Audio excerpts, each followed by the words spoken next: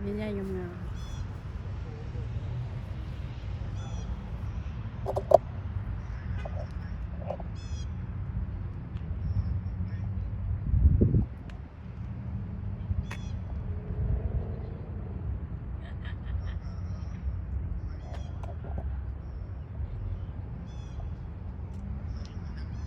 โอเคเดี๋ยวถ้าหุ้นของเขาก็ได้โทรคุยนะครับ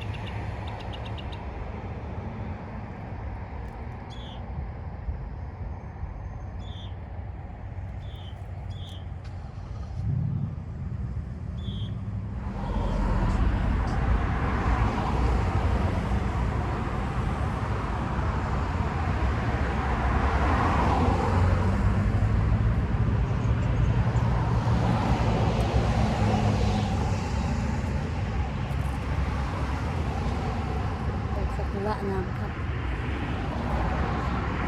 ตัวกล้วยใหญ่ๆใหญ่ๆ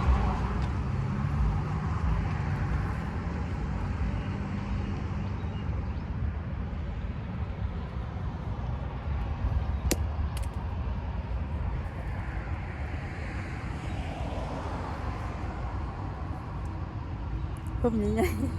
ๆ กะจิว่าเบิ่งอีเอเชียเตียนั้นมาถ่ายเป็นรูปอันดอกอันนั้นดอกไม้มันงามหลายเดิงามหลายแล้วจะถ่ายแต่รูปสะอ่อนป้าดงามคักงามแน่